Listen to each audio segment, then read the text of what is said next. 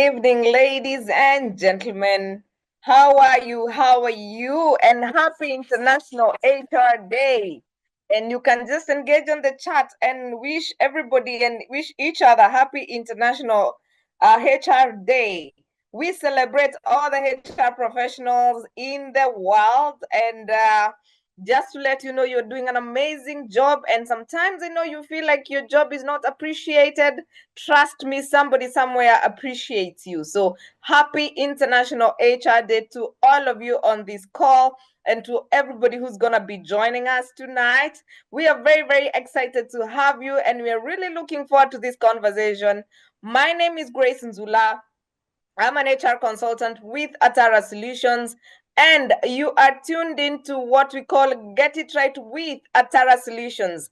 You need to keep it Atara Solutions because this is where we actually get it right. And I hope that you will take this information to your workplace and you will start getting it right. So thank you very much for joining us. And with us tonight, we have an amazing panel of my good friends, and I will be letting you in on that. And of course, allow us to give a shout out to our partners just before we continue, so that it is important that we actually acknowledge the support they give and the work that they've done with us and for us, and to enable us just continue bringing this to you. Now, actually, Get It Right with Atara Solutions is a webinar series that seeks to demystify issues in employment and entrepreneurship. We do this every Tuesday from 8 o'clock to about 9:15. But yeah, we are here every Tuesday, and this is our almost 150 something episode. We started in 2020. We are about 5 years now. Wait, we missed our 20. Oh wait, no, we turned 5 years on 23rd of June, and we've been doing this every Tuesday without fail from January to November for the last 5 years. So you can imagine the amount of content on our YouTube channel, which you need to actually revisit right after this conversation and get to catch up and just take some time and listen in to the recordings and just get to learn and unlearn and relearn, reskill, and all these fancy words that we keep using. So the people who actually support us in making this happen, we have Nile Front Cottages. Nile Front Cottages are cottages located in Jinja, Uganda. And Nile Front Cottages are one of those cottages that are really, really serene. They actually have a lot of privacy. And one of the cottages, you actually get to see the sunset and the sunrise. Can you imagine that? Just sitting outside your cottage and you get to see the sunrise in the morning and the sunset in the evening. It's such an amazing place. And it is also close to where River Nile meets Lake Victoria. You definitely want to visit that place. And then we have Profiles International. Profiles International are the people. If you're looking to become an emotional intelligence practitioner, they offer Genos Emotional Intelligence certification. If you're also looking for psychometric assessments for your team members, then Profiles International will be your best go-to partner. And then we have K-Square HR Services.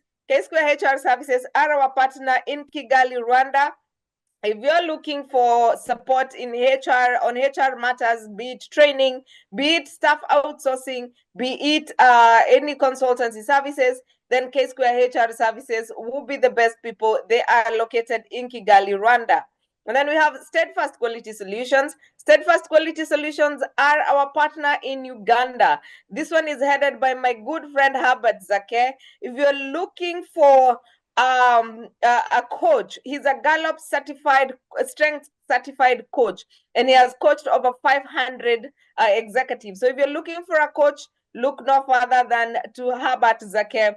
And Steadfast Quality Solutions, if you're looking for board training, if you're looking for board evaluations, if you're looking for interviews for board members, then Steadfast Quality Solutions will be the best people for that job.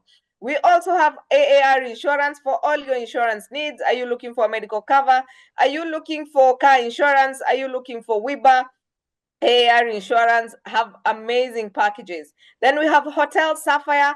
Hotel Sapphire is a hotel located in Mombasa. if you want to host a conference, or you're just looking for a place to chill on a Friday evening, or you're looking for a place to just visit and enjoy the coastal region, then you need to go and check out Hotel Sapphire. They're located at City Center in Mombasa. They have beautiful food. In fact, you need to visit them on a Friday for lunch, and you get to enjoy proper Swahili cuisine. It is so delicious and really, really worth your while. And then we have Tufaha Resort.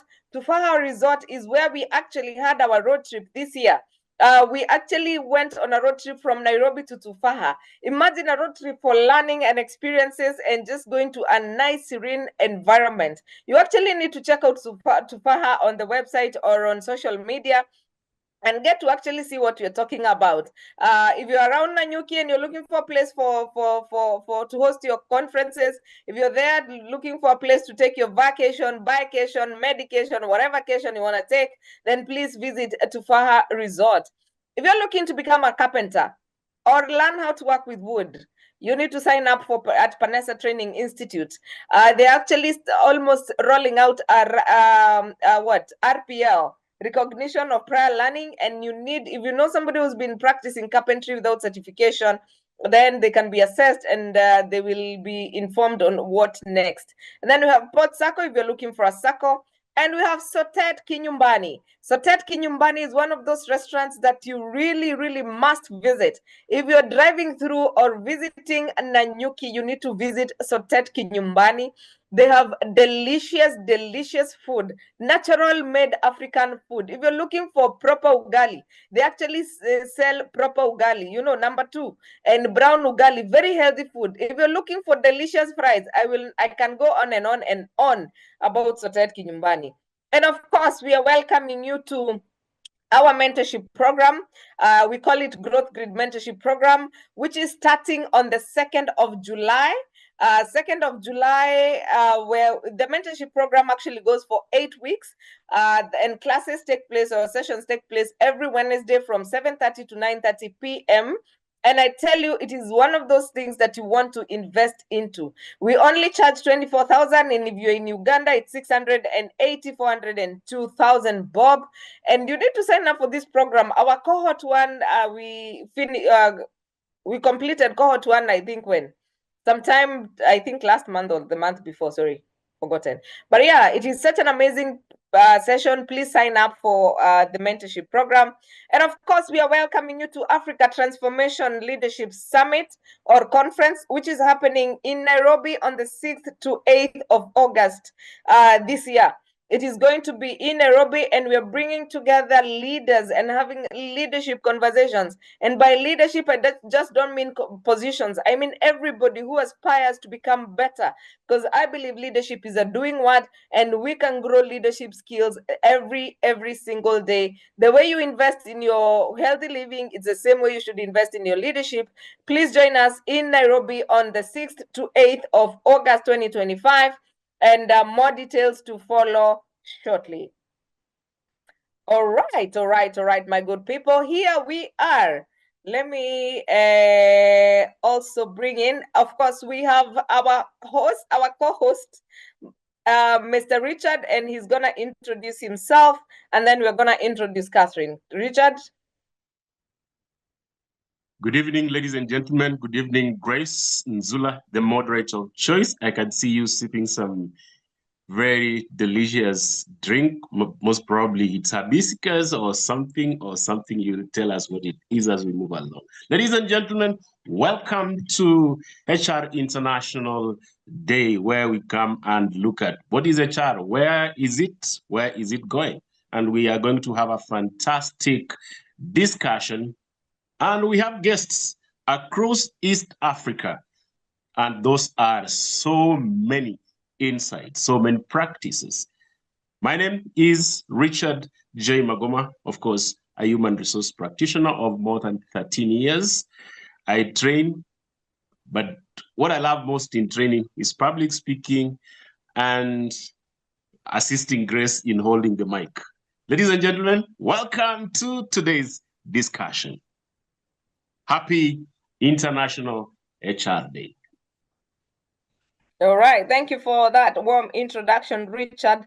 By the way, what he did not tell you is that he also coaches people who are taking interviews. So please don't freeze. Don't wonder whether you're getting it right.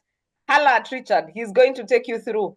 I will tell you when something cooks, I will come and tell you what we have done together. But yeah, that is in the works. And Evelyn Luanga, how are you? How are you, my dear? And it's really amazing to see you. And Simon Frank, I'm actually in Zanzibar. Yes, Richard, I'm taking some Zanzibari tea. I am attending the whatever International HR Day and Thrapa Annual Conference here in Zanzibar. So yes, and of course we have Catherine Sidandi. Catherine Sidandi is our darling. She makes us inclusive. She's our sign language interpreter. She is an amazing soul doing a lot of work. By the way, if you want to learn how to become a sign, or rather sign language, then you need to contact us and Catherine will take you through. And the charges are actually quite affordable. So please, don't let Catherine be alone. She taught us how to say, I am HR. Maybe Catherine, you can repeat. Now that it is International HR Day, we can say, uh, yes, wait, This is I. yes, I H. am HR. R. Yes, I am I am HR. I am HR. Aha, there we go. My good people, I hope you have been looking at your screen because we now know how to say I am HR because we are celebrating International HR Day. So I am wait, I am HR. Hey, pass on. That one, yes, pass on. I am an HR person. Bas. So today we are very happy to be here and really it's an honor to have you, Catherine Sidandi, and really amazing to be here. So now today we are discussing a topic that has been a pain to a lot of HRs. And what a way to honor you guys by actually bringing this conversation to life. And with us are my wonderful friends who have agreed to help us unpack this. If you have any question, please make sure you put it on the Q&A so that it's easier to follow. But at this point in time, allow me to bring here Mr. Andrew Kawesa.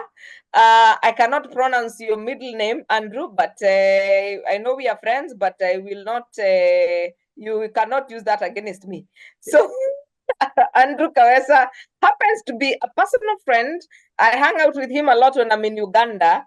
And he's doing an amazing job. And I think I've followed his track record, especially when he took on the mantle for director programs at HR Mao.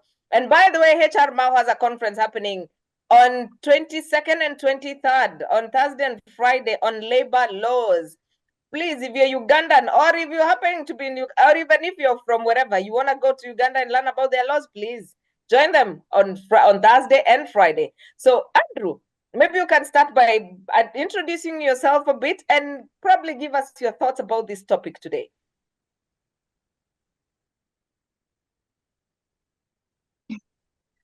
Yes. Good evening, Grace, and good evening, viewers. I think I got that right. Catherine, confirmed. Yes, you did. Thank you very much. Yes. Good evening, everyone. I am Andrew Kawesa Sebwarunyo. That is the name that Grace failed to attempt to, to pronounce. I work with Harris International, one of the biggest food and beverage companies in Uganda. I say biggest when I say food and beverage because I know the other reds and blues have been there forever, so they are big. But because we do food and beverage and they don't, so that's where we come on top. So yes, I work as the HR business partner there, and I also serve on the governing council of the HR Association as the director, professional development, non-programs, Grace. Yes, I'm a father of two daughters and a husband to a wife who is a woman. And yes, this topic is very critical. I remember 10 years ago, I was still very, very young professional HR, and I was seated in a room for a conference where one of the CEOs was talking about, the different generations in the workplace. And by then, the hyped generation was the millennials. Now here we are, and we are talking about the Gen Zs. So I can only imagine. It's very exciting, and I'm happy to be part of the panelists. Over to you, Grace.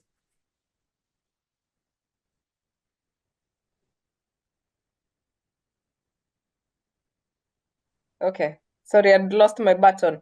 Thank you very much, Andrew. I was checking whether we are still live on YouTube. All right. Andrew, thank you for joining us, and we're really honored to have you. And of course, we have my lovely, lovely young lady, who is the only lady amongst the panelists, besides myself and Catherine. So we actually balanced 3 men, 3 women. Here we are gender balancing. So yes, we have Madam Liz, who is one of those ladies that I say she is with it. She's one of those young HR professionals who I think got it.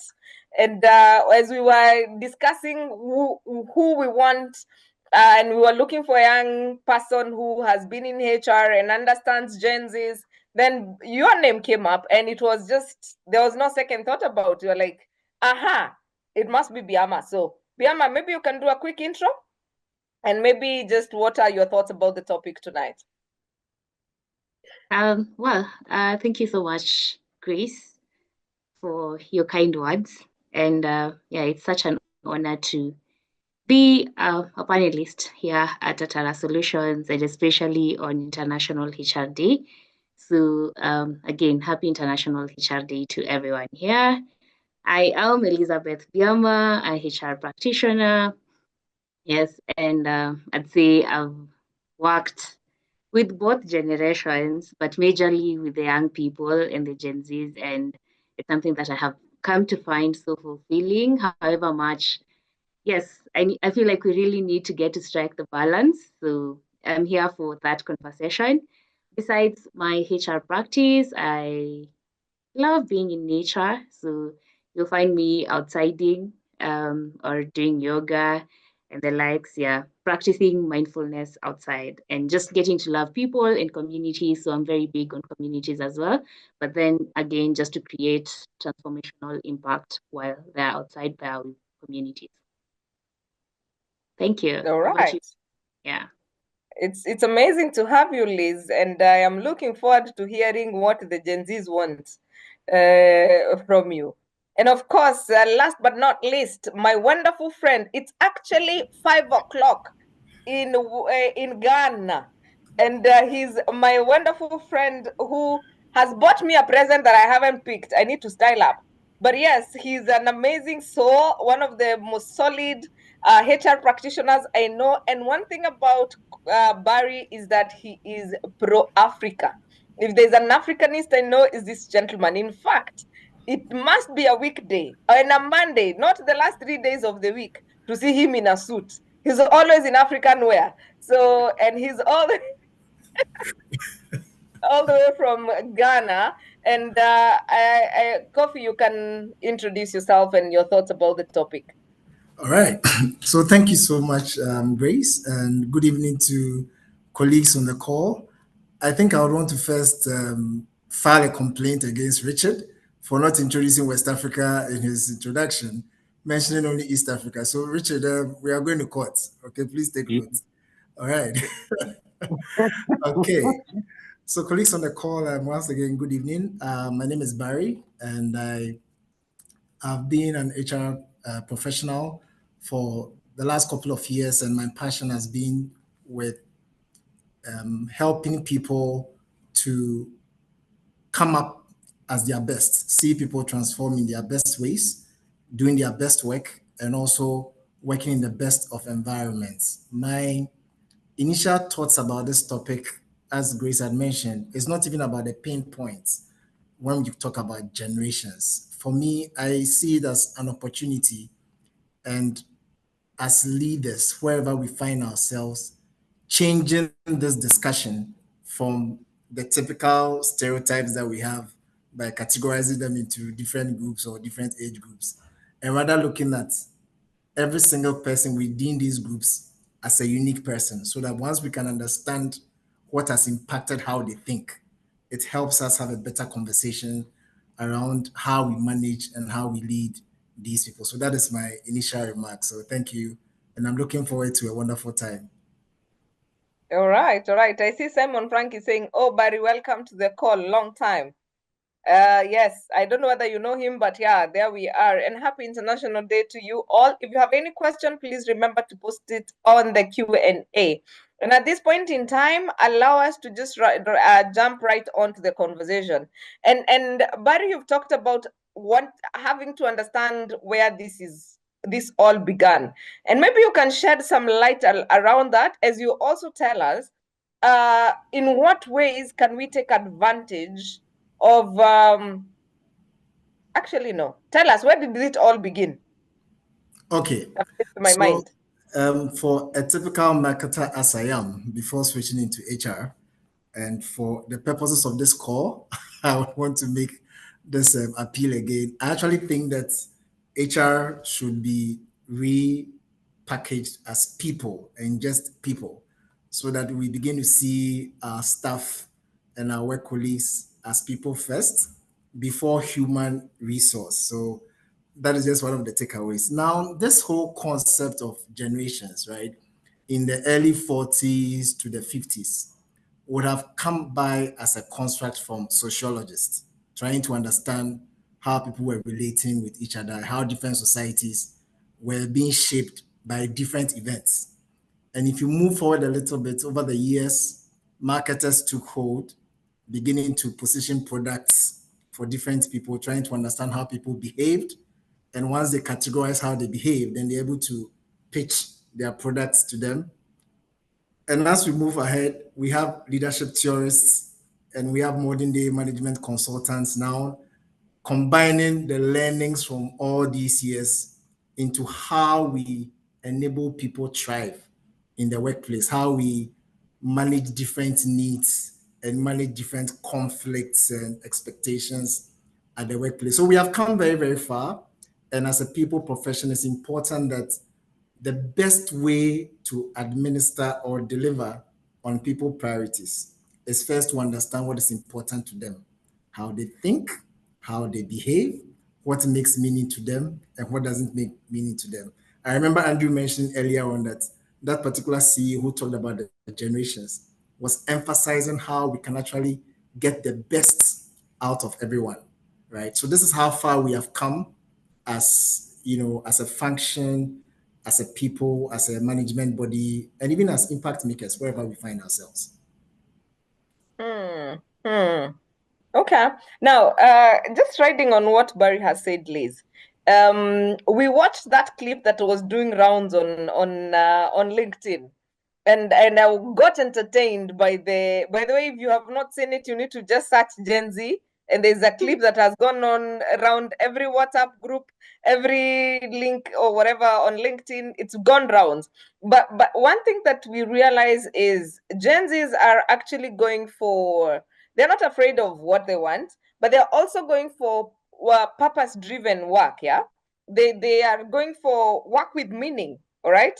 However, they are also in the workplace where you find boomers and Gen Xs and a bit of the millennials who began, the earlier millennials, not the I have seen the late millennials who value stability, and you find all these people in the same workplace. How can leaders and probably anyone who is managing people be able to actually craft strategies that motivate and then that can actually resonate across all these generations without alienating anyone or without just anyone feeling like they are being left out? How can we do that? It's actually very interesting that you mentioned that Gen Z, or rather the young people in the workplace or in the workforce right now, are purpose driven, which is very true. that these are people who many times you would see they are pushing for numbers. They want clarity on like their targets, so then they're able to know how they're going to, either plan themselves or just how then they're going to be able to meet their target. Because again, you get to find that most of them are driven by whatever is fulfilling to them, which is either numbers, if it's a target environment. So then for the older generation, especially those people who value stability and going to the office from 8 to 5, and like they are not open-minded, or rather are not open to flexibility, then you'll find that there's a bit of friction with the younger people, and you find that they either think that it's either the old people don't want to understand us, or you understand there's that friction and conflict. However, to have the motivational and the strategies and to avoid alienating the young people in the workplace, and then to ensure that there's productivity from the young people as well, because these are people who are very energetic in the workforce, and these are people who the older generation is also like really dependent on them. In my opinion, I would say first is just being very clear, especially in terms of like whatever is to be achieved, having like clear communication, nurturing them, talking to them in a way that you get to understand. So emotional intelligence comes to play here, where the older generation needs to accommodate the younger generation, as well as the younger generation getting to accommodate and listen to the older generation based on their experience, skills, expertise, well, as the younger generation gets into the workplace and wants to learn. However much we also have like the evolution of tech in place. And so again, that's what I'm saying. There's that aspect where both of them need to come to a place where they get to understand each other. I'd also say having the young people get to buy in to what the old generation wants. For example, having the young people as champions for whatever initiative, it becomes easy, because then they get to buy into whatever you want. Then at that point, even just getting to tell them something or whatever thing that you want to implement at work becomes easy, because then you have already ensured that they have this buy-in to whatever you want from them. So then that becomes easy. Also, there's the aspect of like recognition. These people, if you don't recognize their effort, someone, for example, in the tech space, these guys have deployed code, but they have been working the whole night, and then they possibly since they have completed the work, would maybe like get back to work later, like maybe like at 10 a.m. in the morning tomorrow or the following day, but they've been working like late in the night.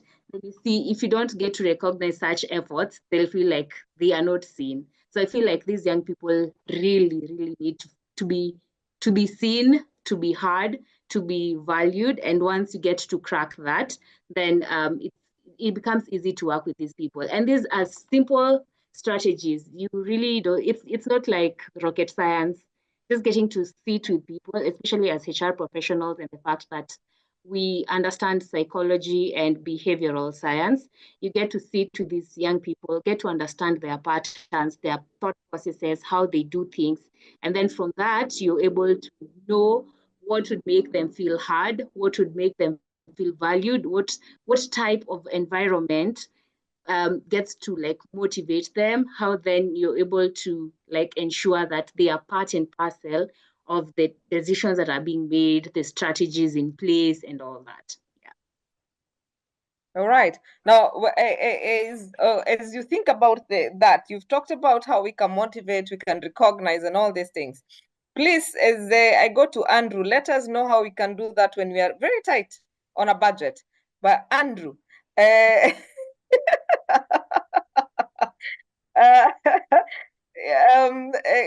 has talked about what we can do, but we are leaders.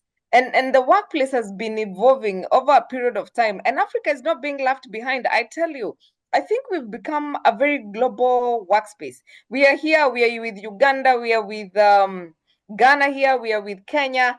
In fact, it's because I thought this time was going to be too short. I was gonna bring the entire of Africa on this call: Nigeria, Zambia, Rose Namo from Zimbabwe, and I thought, you know what? Okay, maybe we need a series of these things. But imagine we have become a global whatever in Africa. We're just nurturing talent and just becoming one of those places that everybody is looking into for talent. But we also need to develop our leadership traits as we evolve in our workplaces. So, what are some of the leadership traits that we need to be able to implement the things that Liz has talked about?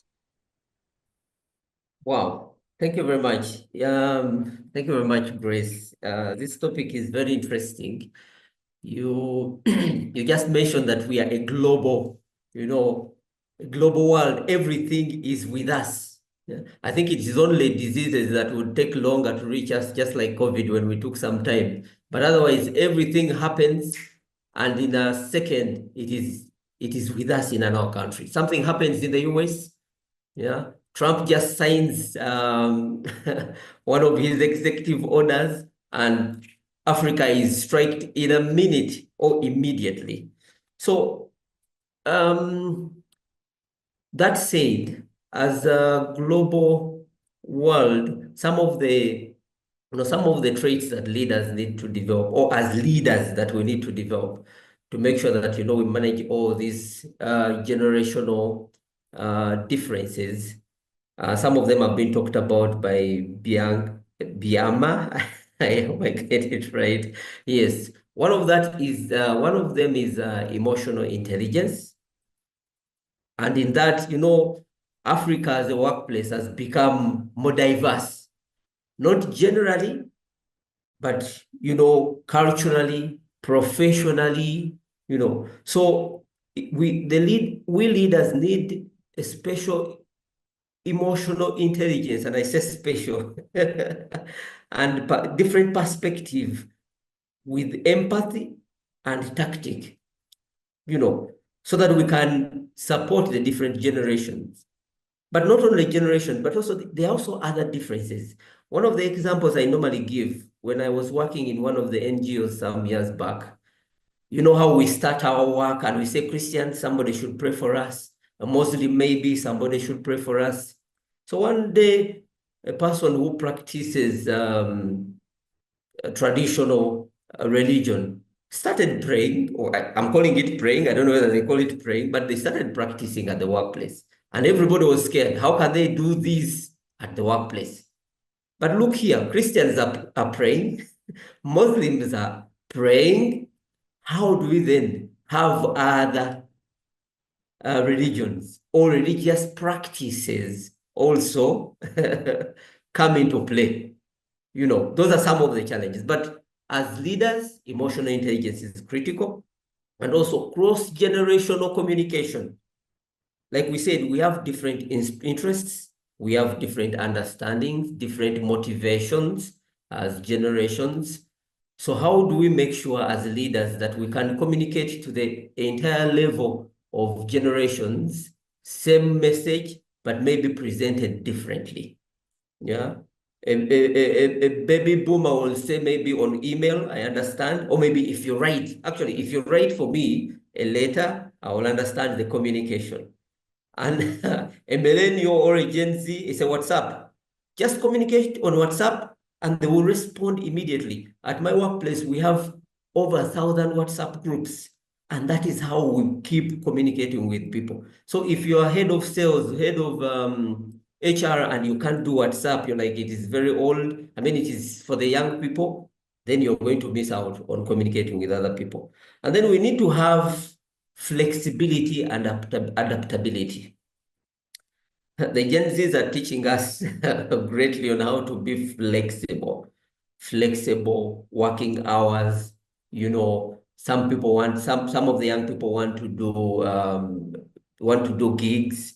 I want to be a part-time. I want to be here for only 3 hours. I will do your work. Just give me the assignments and I'll do them in 3 hours, then go do something else. So that flexibility, but also the hybrid. COVID taught us that as well, that you don't have to be at the workplace 24/7 for you to deliver. Yeah. So those are some of the things that leaders need to develop. But also technology here takes a big share as well. Yeah. As a leader, especially for our fathers who never used the technology that we have, and we see many of them still in the workplace. Like we said, we have 5 generations.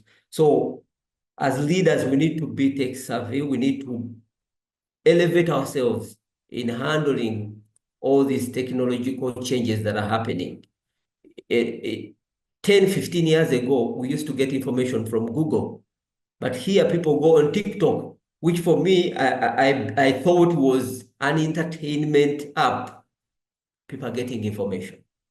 People are sharing information from TikTok. Yeah.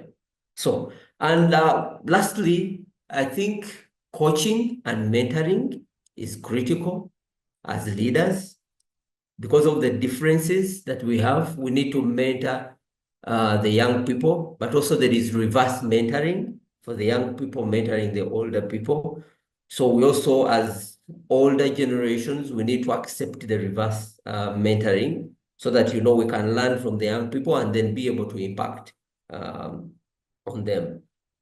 Yeah, so by and large, I think those are some of the critical traits that leaders need to develop. Thank you, Grace. All right, and I'm just over here thinking, Barry, Andrew is talking about reverse mentorship, mentorship, blah blah blah blah. How, you know, how do I sit in and listen to these young people, and how do the young people sit in and listen to the older people? How can we make it actually practical?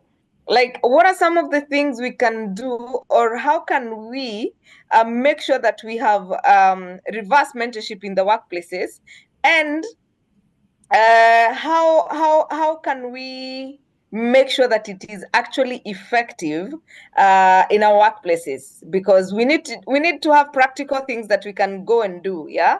And I see Wafula is saying that is interesting. At least when we grew up and did our best, it was seldom appreciated. It was one of the expectations of the job. Thank you, Wafula Nabutola. I can confirm that that's a Gen X on the call, and he's my good friend as well. So here we are. He's also a very good leader, very diverse, actually. Yes, Barry, reverse mentorship. How do we make it practical and more effective? Okay, so thank you so much, Grace. So your question actually started with how, right? And I want to just take you one step back for the what, right? Because Andrew talked about reverse mentoring as one of the interventions. So when you even think about the concept of mentoring, right, as a construct, we cannot even achieve any form of mentoring when there is no mutual respect even between mentor and mentee, let alone turning it around in the reverse position. You look at somebody who is much more experienced than you, has walked the talk, you've seen him achieve, you are trying to become like the person, so you go and sit under the person's feet to learn, and maybe Andrew would say even become better than that person. That is our concept of mentoring. So if you turn the tables around, is it to tell this boomer or this elderly person that, you know, we want you to go to this young person and just learn from the young person? No. For these boomers, this doesn't work. So for me, in terms of the how, when it comes to reverse mentoring, the very important word that we need to seek is problem solving. If between that experienced staff or colleague of yours and this Gen Z or millennial who is this tech savvy and wild all over the place with all these solutions, can be brought together in the same room with respect and dignity, and they think about that process as solving a problem. For example, if you tell me to go and teach my 60-year-old, manager or 59-year-old manager something about TikTok, it might end up being a banter. Why? Until this senior person sees that as part of a solution to a problem that we are both trying to solve. So I think one of the ways that we can make reverse mentoring real and achieve what we are looking for as leaders or managers, wherever we find ourselves, is to position any form of pairing or situation as a problem-solving intervention. You would easily get a buy-in from the boomer or whoever that person we are reversing or pairing with. It's easy for the person to even extend another level of respect, because in that process, remember, the Gen Z or the millennial is also learning some aspects of the business or even the work situation from this boomer or this senior person.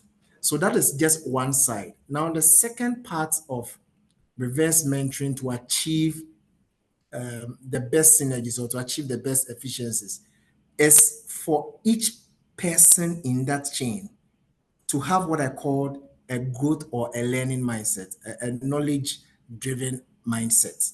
Because as you mentor someone, you learn, and as a person is taking mentorship lessons from you, you are also passing on something.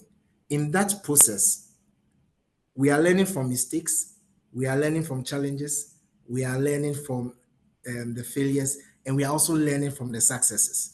So I think this is one way that we can actually use reverse mentoring to manage this generational conundrum we find ourselves in. So Grace, on one side, it is just turning the coin. But on the other side, it is rather positioning this mentorship process as a problem solving intervention. That is the only way you can have both generations or even the multiple generations working together to arrive at a decent solution. Thank you.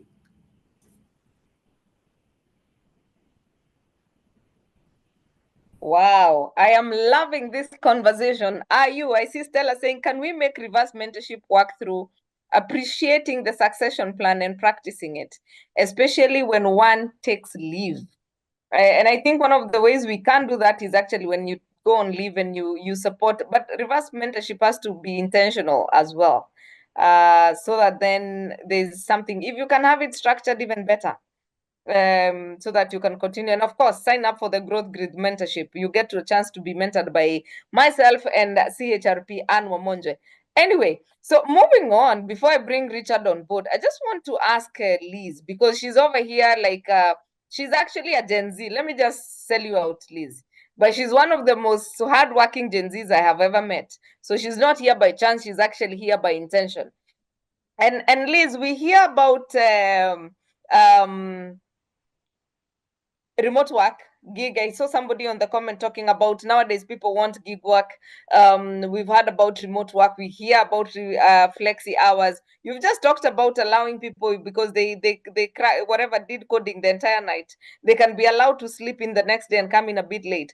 But when we have these differences, because if you have an older generation as a manager, and they know that even if you slept, in fact, I remember one time I actually slept in the office. I left the office at about 2 a.m.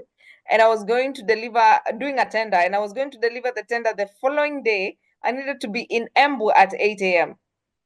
So I had no luxury of sitting around and saying that I'm not gonna do this. And then I had to go in Embu. After delivering that, I needed to make a few courtesy visits, just because I was doing PR and blah, blah, blah, blah. But I needed to go and do all these things. I was doing admin, PR, and HR in one, everything. So imagine I needed to go and do all those things. By the time I got back, it was like late in the evening. And the next day, I actually needed to go to work in the morning. And I'm like, okay, fine. We have that thing that we did when we needed to. But here we are with the flexi hours, gig economy. By the way, let me tell you one thing for sure, Liz. I am a gig economy, and I do not want to hear 8 to 5 anymore. I belong to that economy. I'm sorry. So I belong to that one. But just because I've seen this as a struggle to many. I know a friend of mine who would rather wake up and go to the office even when there's nothing to be done. He will go and find things to be done in the office. And to be honest, we literally want to appreciate the fact that an office, by the way, let me tell you, so long as you're in the office, you'll find something to do, even if you'll just do it for an hour or two, as opposed to sitting at home, because you'll sit at home and you'll start watching what is the trending movie right now. You'll just be Netflix and chill. So how do we strike a balance between these two needs in our workplaces and maintain profitability and morale? Well, thanks, Grace. And you've really raised critical issues. And I just like to say that, you know, the people who also go to the office 8 to 5 and they just go get tea, you know, just moving around, office grapevine, waiting for lunch, and then after lunch, you know, you eat for afternoon and then you go home. So one thing that I have been studying in the recent past, and that's a culture trend in the future of work and just a shift in the future of work, is that work is now going to be like, or rather it's moving towards like project based, performance based, you know, like what is the project that you're going to be working on? Once you're done, that's it. And I guess that's why we're even seeing like the contracts, we're having several different contracts and binding agreements between an employer and an employee or a gig worker. And also post-COVID, we had a rise in like the gig economy and people embracing it a lot more than back then. And I think this is something that actually people in, but also it could be in different industries. But I feel like it's something that even the older generation needs to appreciate that and move a lot more towards performance-based evaluation, so that if then that is tied to your whatever KPIs, OKRs, then you know that for sure once you get your contract, you know that this is what you're supposed to deliver, which also means that there needs to be clarity in terms of your deliverables, so that, you know, again, tied to purpose-driven work, so that when I come to the office, I know that this is what I am supposed to do, whether I'm working from home, whether I'm working from the office, or I'm working from wherever in Zanzibar, you know. I need to know that this is what I need to deliver at the end of the day, or rather, this is my binding agreement with my contractor, my employer, so that you're not at home, or rather, you're working from anywhere and you're Netflixing, you know. So that is one of the things. Another thing that I would also like to highlight besides that is to ensure productivity and morale, because again, like working remotely, you really need to be very disciplined, yeah, as an individual. So again, that is not something for everyone, but we've seen like these young people, especially people, for example, who work in forex trading. There are very many young people who do that, and they have the drive that they're going to stay late into the night just doing that. So then it means that the young people or the Gen Zs, it's not like they don't have the drive. They really have the drive to work. So then how are we going to tap into that as employers, as HRs, or as like leaders, managers, you know, at the workplace? It's just ensuring that you stay in touch with these young people, you stay in touch with the teams. If it's whatever team, ensure that at least you have like standards that people are able to catch up at whatever time, just to ensure that they are getting to share updates of the work that they're doing, and just getting to share how much where they are in terms of like the project they're working on. So then it's not like you have given someone a task and then you're not in touch, and then at the end of the a quarter when you're doing reviews, performance reviews, you're wondering, oh my God, why did you deliver? And yet, as a leader, you haven't been able to check in, you know, with your team. You haven't been able to check in with your employees. You haven't been able to check in with the Gen Z, you say, because again, if these people would love, I mean, the young people would love people who also mentor them. And mentoring for me is in the one-on-one sessions, because then once I get to do something and it's not as right, then my boss, who is also, because possibly an older person, is able to guide you to do the thing right, just as it should be done, or rather just the way that they would have wanted it to be done. Yeah, and then getting to collaborate between different teams. Again, I said working remotely, we have several tools out there, the likes of Slack, Discord, G Suite, and all that are productivity tools. So you're able just to get to track and see what someone is working on, and how far they've come, and how you're able just to get to collaborate and work together to ensure productivity.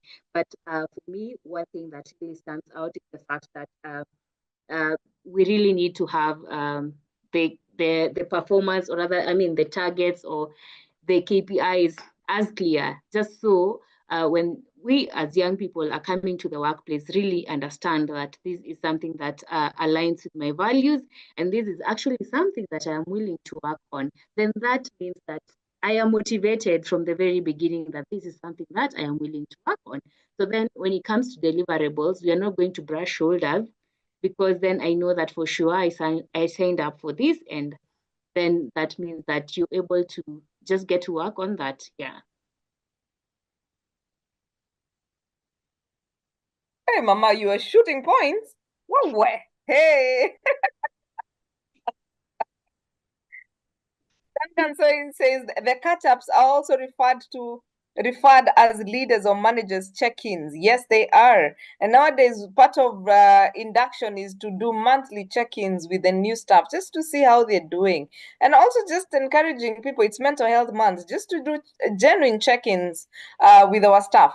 But Liz, she's answered the question on gig work and all these things that we're doing now. But Andrew, we know that when you're working from home, you actually work longer hours. I don't know whether you've realized, whether it's me only or that is just a thing. And I see Barry agreeing with me. But how do we ensure we have work-life balance in the midst of all these conversations that we're having? And this is actually for everybody across Africa. And how can we bridge the gap between bridge the gap between these workaholics and those who work for purpose and all this? How do you have work life? I believe there's no work life balance, but hey, it's me. Yeah, work life integration. What do we do? The other day we were having a conversation on TV, and the conversation was on work life balance. So we were wondering work life balance, work life equilibrium, work life integration, work life alignment. I mean, all these adjectives drive to one thing. How do we incorporate self care in the midst of everything that we're doing? Wow. And I like the way we find different words or adjectives or verbs to describe this. But for some people, they feel that actually there is no work-life balance. It is impossible to balance. But yet, it is something that is critical. So how do we then have work-life balance?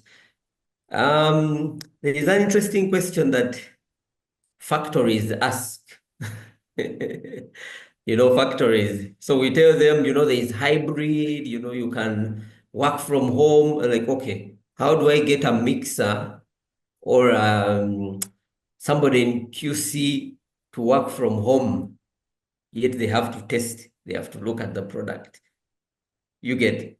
So there are dynamics, but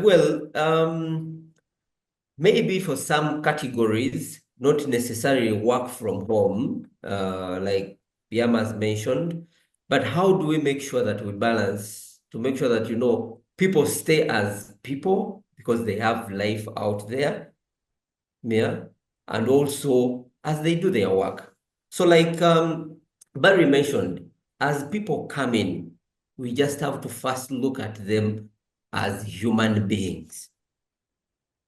I normally tell my people here, people are not like products. They're not cartons of soda or orange juice or energy drink that you move them left, right, and center anytime. Look at them as human beings. They have their church leaders out there.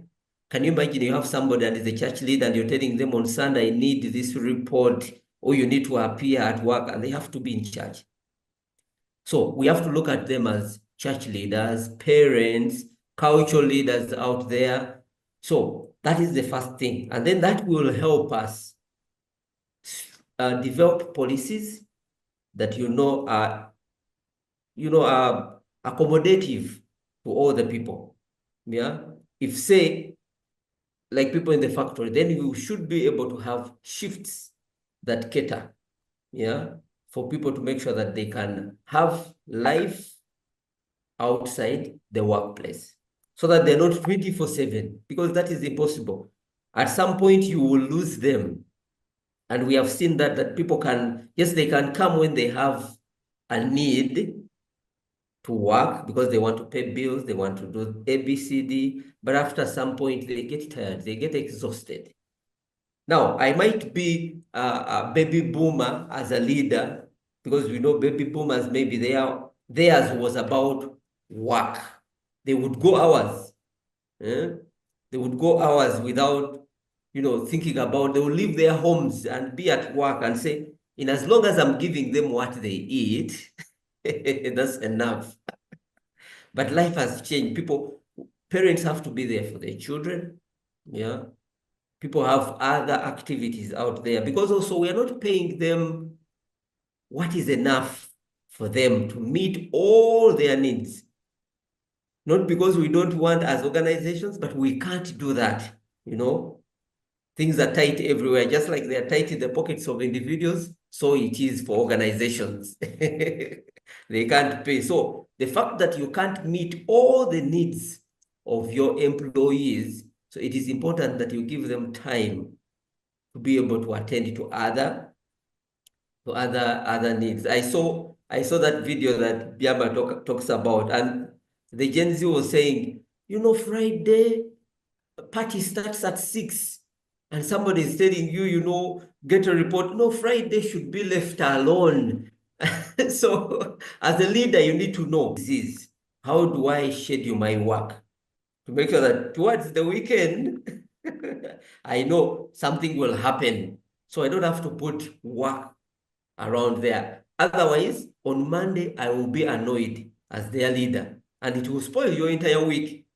So you better have them Monday, Tuesday, and make sure that they deliver what you need. And then towards the weekend, you loosen up, because definitely, everybody is asking them, where are you? In our local language here, the word is Oliwa, like, where are you? Around midday or lunchtime, people are being asking, where is the program? Where is the program?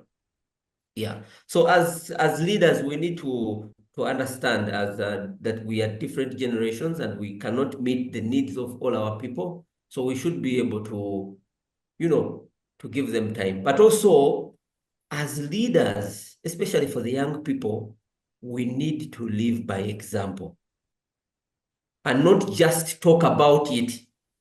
I have seen very many campaigns on social media, especially on X, which was Twitter, where young people are, say, exposing or putting out their information of what maybe millennials or Gen Zs have done, and they are not living up to the example. They will not follow you. You can't tell them to do something and they do it, because you're not living by example. So as leaders, we need to go back and reflect and make sure that we live by what we say. Yeah. Then we can be able to help the young people, come into work and then balance out what they do. Over to you, Grace. All right. And yeah, anyway, you look for that clip on NTV. Richard. Yes, Grace. Discipline. Yes, it is a lovely discussion here, and we are learning a lot. And the discussions have brought so many concepts into this dynamic. And I can see there is an element of, there's tension. But before we jump into discipline, I could want to ask Barry, sometimes the generation where Liz belongs wants to have that compressor Mercedes tomorrow. I mean, they want to be the head of department very fast. Sometimes that is why they keep on moving from one job to the other. How do you contain this microwave effect that somebody wants to progress very fast in an organization? Thank you so much, Richard. When you ask that question, I smiled. I smiled because I'm dealing with quite a lot of that, in recent times. But the truth of the matter is that I think on a very personal level, right? The human, as we know, the human organism is designed or built to grow, right? So as individuals, there's the hunger naturally to grow. And for these people who are dealing with this tension of trying to fast track their growth because they are aspiring to be one boomer or they've seen something somewhere and they have not been coached, they have not been taught. Nobody has sat them down to explain the path or the journey or even the failures and the challenges along the way. These guys go to AI, type I want to become MD of a bank, and AI will tell them everything. And they want to start using it, right? So, Richard, I think on the practical side of things, Andrew mentioned a part of it, which is the guidance, the coaching, and the mentoring. Look, if these guys have the right information, you realize that the quality of decisions they make are better. There are people who are switching from place to place and there is no purpose. Liz mentioned being able to identify a sense of purpose, they being able to relate to a purpose. If the purpose question is answered, the tension is decreased by about 50% or even 60%, because then on a daily basis there is clarity about what they should do to get to the next level. They know that, okay, from an analyst I need to do A, B, and C, do a bit of this and that, then I'll move into an associate and I can pivot here and I can do that. But if nobody is providing this sense of clarity or journey mapping or what the possibilities are, and we leave them, Richard, we'll collapse the organization, right? And I think it behoves on us as leaders or as impact makers to guide people. Andrews made a point about living by example, right? Living what you actually expect them to emulate. You can't speak A and be doing B. You lose authenticity as a leader. And I know Grace, I mean, her leadership conversations will tell you once you lose authenticity, that is the end. I mean, just resign as a leader, just pack your bags and give way, right? Once you lose authenticity, then it means there's no sense of trust.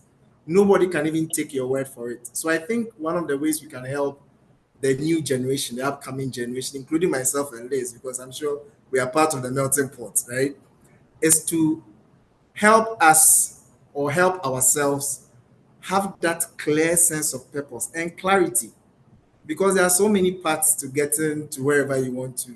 Some are ready to do the 5-year, 10-year cycle, whilst maybe Gen Z's like Richard just want to become MD after 12 months, right?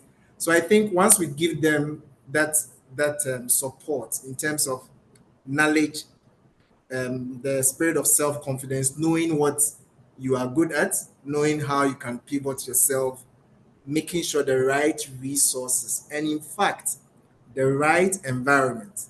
I cannot believe at this point about environment, because these guys are moving because the environment is not enabling them to thrive. That is a big game changer. So, Richard, myself, everybody on this call, it is our duty to create those enabling environments. And once that is done, these guys can now add the next layer, which is defining their purpose, and we help them chart the right path. I hope this is Thank you helpful. very Yes, thank you very much, Barry. You really brought those points home, that we need to avail resources, coaching, mentoring, holding each other hands, and guidance. Liz, you're a tech girl. I wish I could have asked you a question about technology, but I want to ask you a question about discipline. You can see me, Barry, and Kaweza, we decided to put on ties. And Gen Zs, where is the best Crocs? And that will bring the issue of discipline. How do we approach this issue of discipline where you guys decide the best occasion, you're looking for Crocs, and now how should we deal with this? Oh my God. Crocs? I'm just Issues of wondering, discipline, stressing, and all that. I'm wondering how Crocs has become an issue as I've seen people Liz, actually I'm all with you. I'm all with you. Okay, go for it. Go for it. going for serious things in Crocs, and yeah, again, just because there's over dependence on again, like I mentioned before, um, sorry, like I mentioned before, on productivity, and so I mean, but again, that's Everyone was industry policies, driven. right? Mm. Yeah, it's industry driven. So we really can't we really can't say that like this is tied to whatever industry. Like for example, I wouldn't expect someone in legal or a lawyer who's going to, sign possibly an agreement or something to turn up in Crocs, right? Like, yeah, or you're going to meet like partners or your partners, or like and then you decide to come and turn up like when you're very untidy. So there's also the aspect where um the policies are a guiding factor, and and besides that, discipline comes in with the mutual agreement. So again, if you just then don't get to be at the right place doing the right thing, then I mean ultimately you're going to suffer the consequences of what the policy says. Very good. Okay, all right. No, Somebody wants to add something? yeah, it's me who wanted to talk about the dress code. And I think I want to comment here because I have probably I've had the opportunity of working with both. And this is my personal belief that we dress to respect. I mean, a dress code is a form of respect. So if you're going to Ushago or to up country, to the village for that Bari, if you're going to the village, I do not expect to show up in a very tiny skirt where it begins as soon as it ends. And I know that that will not augur well with people around that community. All right. And then I will also not wear a very lengthy skirt and a shirt and a tie to a nightclub.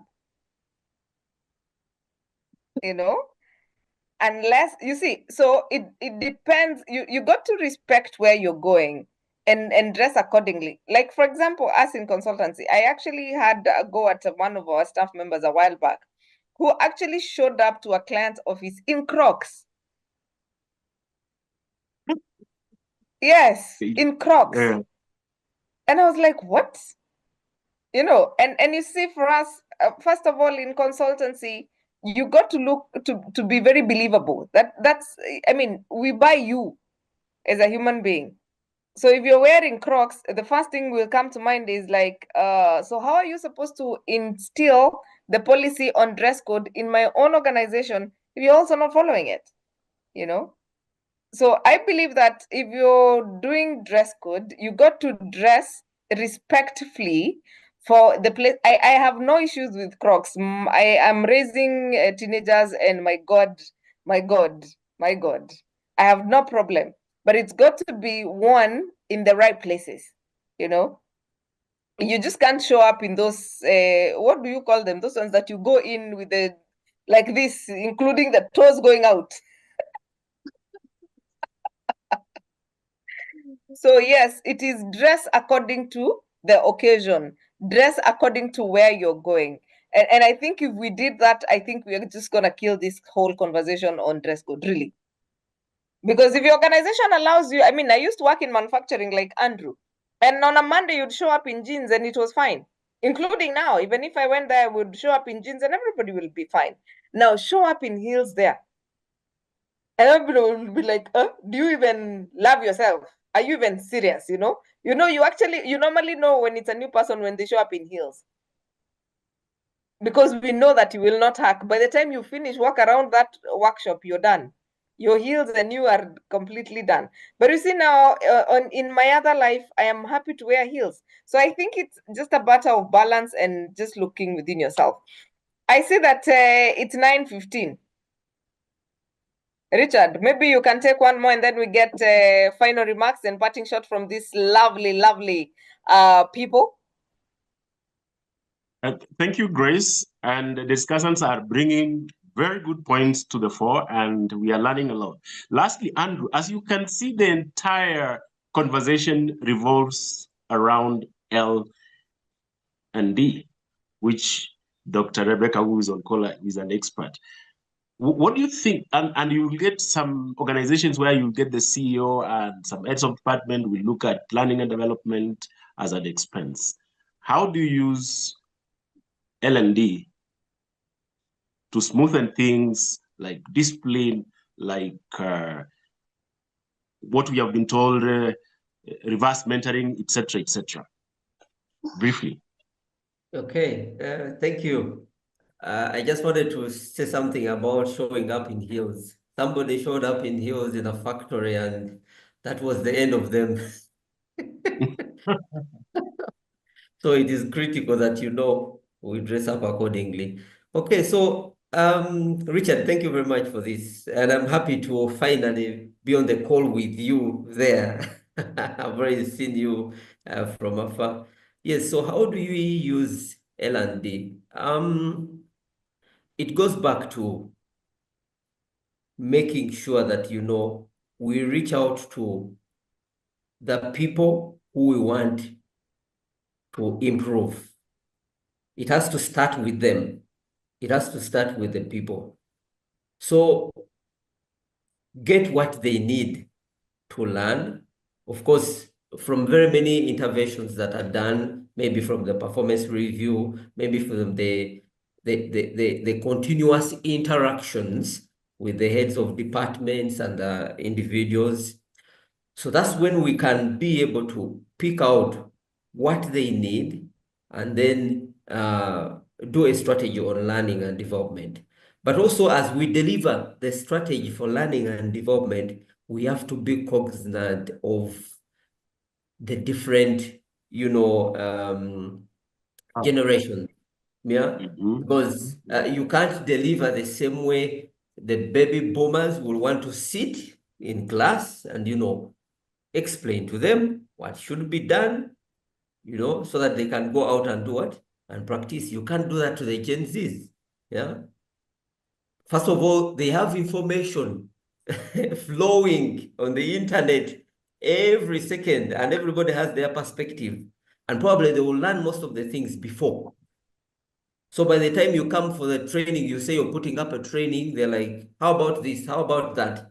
So what will be different, in fact, will be the mode of delivering the L&D strategy for the different generations.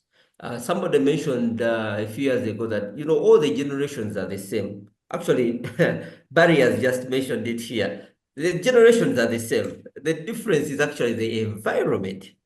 It's just the environment. Just look here. When our parents were raising us, they were wondering how we will be. This generation, now they have a computer, they have phones. How are they going to survive in this world? We are raising our children and we are wondering, okay, now with this TikTok, with this all this information on social media, how are our children going to survive in this world? So we are the same, it's only the environment that is changing. So we need to take to categorize our L&D strategies and also plan for them, looking at the environment and also the people that we are delivering this strategy to.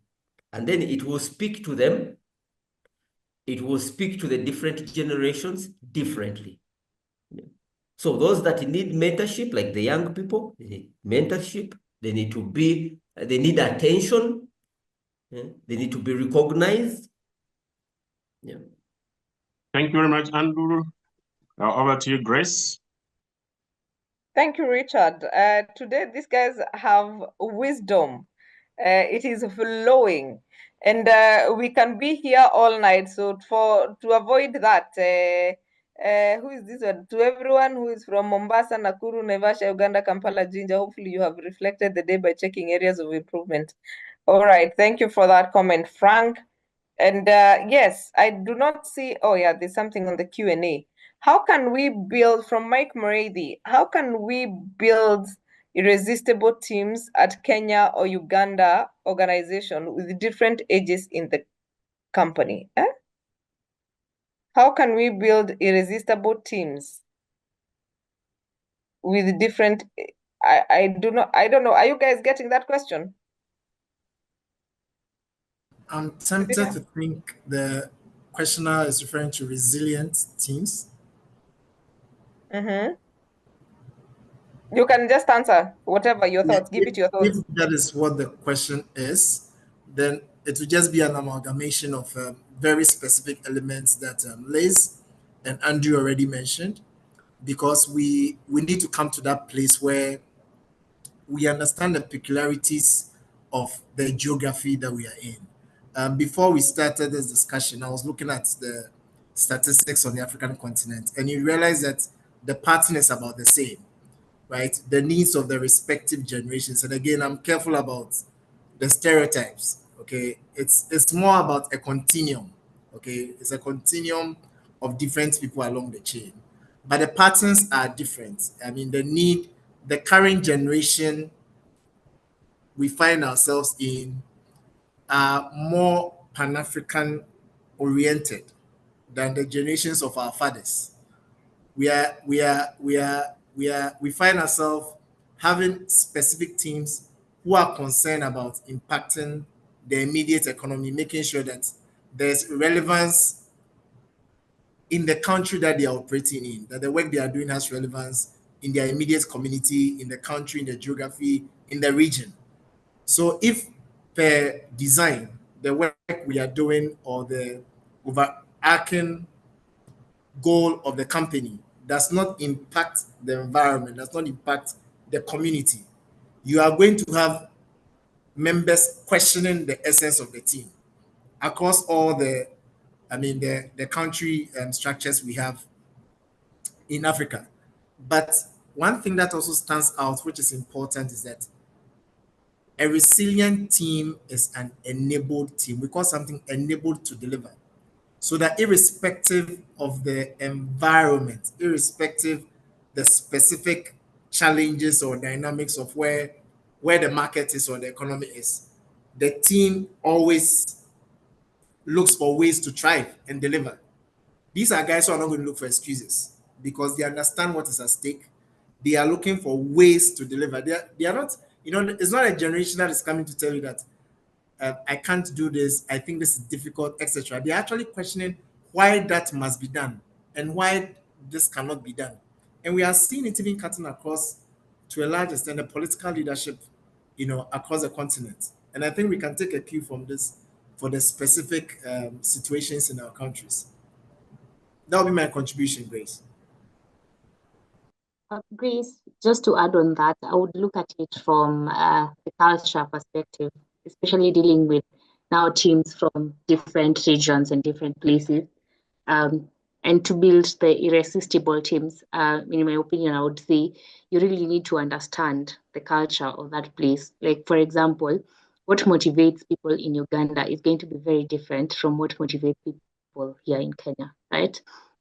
And yeah, they're different. Like teams in Ethiopia and their coexistence and their cultural values that even come to the workplace is very, very different with the cultural values here in Kenya. And that also gets to translate at the place of work. So getting to understand the cultural ecosystem of the different regions, then you're able to curate whatever motivational strategies or whatever strategies that are going to be cohesive for the different teams based on the different understanding, which means that then you can even create like whatever culture champions, or just getting to have like a lead for the specific regions and for the specific teams who's able to then champion that which you want to get to the teams. Then it builds cohesiveness from them as their individuals, and like you getting to feed in information either from the leadership or from the management team, which might not be taken in easily. You might get to struggle doing that, unlike when you let people get to do it on their own, based on their own understanding and their cultural values, but then you just get to direct and be in control of the scope of how to do it. Yeah. All right. So I am okay. So he's saying, how can we build high-performing multi-generational teams in Kenya and Ugandan organization, ensuring collaboration and productivity across different age groups? Andrew, quickly in 1 minute. High-performing culture, and Barry, you can prepare for how do we do change management when senior management hardly adopts to new ways and the new trends. Andrew? Yes, I think how best we can build high-performing multi-generation teams is to recognize, we can start by recognizing each individual's uniqueness. And with this, we recognize that they come with their different strength, and that strength contributes to the common goal. We need to recognize that we cannot be the same. We cannot work the same, but yet we have the same goal. So all leaders need to do is to bring people together, identify their uniqueness, appreciate that uniqueness, and then make sure that they can use that strength or the uniqueness to contribute to the common goal. And I believe that will drive performance. Thank you for that, Andrew. Barry? All right, so we're dealing with resistance to change. For me, I look at it from two sides. The very first side is to be able to break it into meaningful parts for leadership. So at the level of leadership, they're always looking at the bigger picture, right? They're looking at so many other KPIs or so many other metrics that you might not be seeing at your level. So you need to be able to communicate impact to them, and the impact has to be measurable. It must simply make sense. What will make sense to leader A will not make sense to leader B. So again, when we integrate everything we've discussed, it's how you communicate, what you communicate, and even when you communicate that particular intervention. We always don't need to go to them with what all flurry, over the top stuff. These guys want immediate measurable impact and results. So we need to speak in that language. I mean, quantify the results, quantify the impact, let them see where this intervention, how much of a percentage shift this has been, so that if we scale a little bit more, we can see some more improvement. So this is how I think this is how we need to work around navigating resistance to this change. We need to just take it in bite sizes and communicate the wins as we go along, and we can get the buy-in that we are looking for. Thank you, Grace. Yeah, I think one of my favorite thing to do when during change is communicate some more, and speak in a language that people understand actually. So right, I know we can be here the entire night, but just to remind you, please sign up for the mentorship program, and also come join us for the Africa Leadership Conference that's happening from the 6th to 8th of August here in Nairobi. But at this point in time, Liz Biama, what is your parting shot? My parting shot would be, is it really a parting shot? I'd say, I know that we are still figuring out how to get to embrace the younger generation and the so-called Gen Z in the workplace. And one of the critical things that is important for us to note, especially in HR, is the fact that these are young people, and definitely they need a lot of guidance. And I was just looking at the comments, guys saying, and just raising concern about how guys would go to work in Crocs and sweatpants and all that. These are people who really need guidance. And so it doesn't negate the fact that your policies should not be right and discipline should not be taken into consideration. So again, it takes a lot of leadership, mentoring, and just offering psychological safety and environment where these people are able to embrace work and get to be productive. And yeah, I believe that with that, you're going to offer a collaborative ecosystem that is going to be accommodating for all the generations in the workplace. Yes, thank you so much, Grace and Atara Solutions, for hosting me. It was a lovely, lovely and insightful conversation. I'm glad. I like the use of the word culture code. Yeah. That's part of the conversation we are having at the HR Congress next week down in Mombasa by IHRM. But yes, Andrew, your parting shots? My parting shot, my parting shots, well, we should not hype necessarily the Gen Zs, but we need to create an environment for all of us where we can learn, both the young and the old, learn from each other, but also appreciate our uniqueness, because the Gen Zs are either our last borns in the families or are our children. So we are with them. They are living what is what they are bringing in at the workplace is what is in the community out there.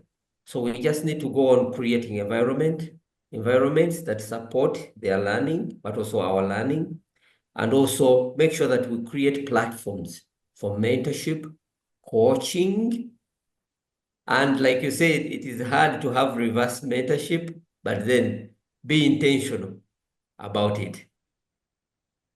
Thank you. All I right. believe we can all live in this world with a different generation. Yeah. Absolutely, absolutely. Jacinta, if you can answer Rose Nyamasio on the mentorship program, please do. Barry, your parting shots. All right, so thank you. I'll start by saying Happy International People Day. Happy International People Day to everybody on the call. And my closing remarks will be centered around two things. One is the stereotype we place around the generations and our specific context as Africans. I believe that each person wants to be valued for his or her voice. So it's important that even in the midst of the working experience that we are creating, we need to look out for excellence and the uniqueness everybody brings to the table. Because in our part of the world as Africans, right, we say that the elders carry the wisdom, but it is the youth who carry the fire, right? And it's important that we mix both so that the youth can have a bit of that wisdom in them and the elders can also have the bit of that fire in them. Then we can create the kinds of change and impact we all want to see. So again, let us not stereotype the generations because of their ages, but it's the specific experiences that make them and how they think. So let's embrace it and rather create enabling environments for all of us to thrive. Thank you. Excellent, excellent. Richard, you have something to top it up in 30 seconds?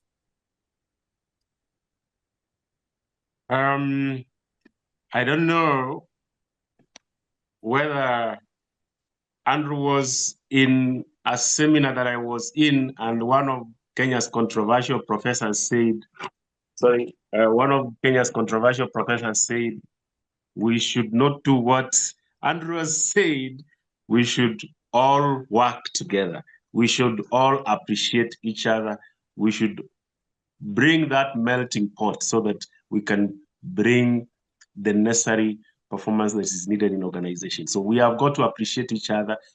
The old people will bring their stability, the young people will bring their technological savviness, and we'll create a melting pot which is necessary for organizational excellence. Ladies and gentlemen, thank you so much. God bless you. See you on Tuesday for another wonderful discussion. Thank you Thank so you. much. Yeah, thank you guys. I have totally enjoyed myself. And of course, yes, there's a conversation I had the other day in one of the WhatsApp groups, and they were saying that the different generations have always fought. So it's not new that Gen Z and millennials are not getting along. It has always happened. So it's not like it's anything special, really. And I remember somebody else mentioning that the world will actually balance itself. At some point, the whole thing about these differences are just gonna balance out. So for us, it's just figure out how to be innovative and how to create synergies that can survive the uncertainties and the entire integration. So my panelists, I am very, very grateful to you. Thank you for joining, and I hope you guys are connecting on LinkedIn. I see Barry, I've seen Biama has shared the LinkedIn profiles. Please do that and connect. The world is a global village. Let's connect. Let's make friends. Your network is your net worth. So I believe that you don't meet people by mistake. You meet them for a reason. So I'm really, really honored. Thank you, my panelists, for being here, for saying yes, even to joining this panel. And to you, our audience, we cannot do this without you. We would have been here talking to ourselves. So thank you very much for making time to join us. And of course, the team at Atara Solutions, you guys are awesome. You really make us look good. So thank you very much for as well being here. And to all our partners, K2 Square, K2 Services, and Steadfast Quality Solutions, thank you for making us go to the deepest parts of the world. And of course, to Barry, say hi to my good friends in Ghana. And we look forward to having you once more on this channel. We do this every Tuesday from 8 o'clock. Next week, it is Mental Health Month. So we are not going to end the month without discussing mental health. So keep it here. We are going to have a topic on mental health on Tuesday next week. Before we can go back to having not themed conversations, because today was themed and next week it's going to be themed as well. But please keep it here. Follow us on Instagram, Atara Solutions, like our Facebook page, Atara Solutions, and connect with us on LinkedIn, Atara Solutions, and subscribe to our YouTube channel, Get It Right with Atara Solutions. Get It Right with Atara Solutions. And the link has also been shared on the chat.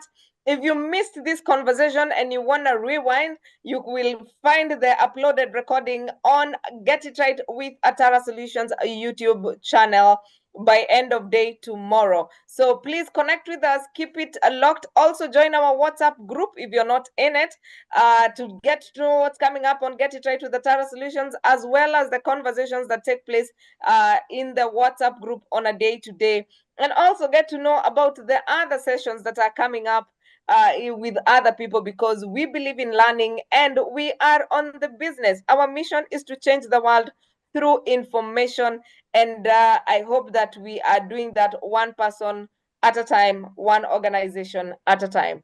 So thank you so much, and you guys have a lovely, lovely, lovely night. Happy International People Day. I quote, yes, I am HR. Yes, I am HR person. Yes. Thank you, Grace. Thank you so much. This was so much fun. Thank you so much, Richard. Oh yeah, thank you is this one. Yes, this is how we say thank you. I forgot. Thank you, Catherine. She's reminding us we This do is this. congratulations, and then this is thank you. Thank you is this. Yes. There we go. Okay. Yes. Today we are learning and learning. Please make sure you're inclusive in your workplaces as well. It is one of the gifts you can give to humanity. Thank you so much, guys, and have yourselves a lovely, lovely night. Good night. Good night, everyone. Thank you, Grace. Bye-bye. I finally made it to the show. You finally made it on Get It Right, Andrew. Yeah. You finally did. Yes, then let's Thank you, keep doing Grace. this. Thank you, Andrew. Thank you, Liz. Everyone, God bless Thank you. you, Barry. Asante sana. Asante. Excellent. Asante, karibu sana Barry, karibu sana and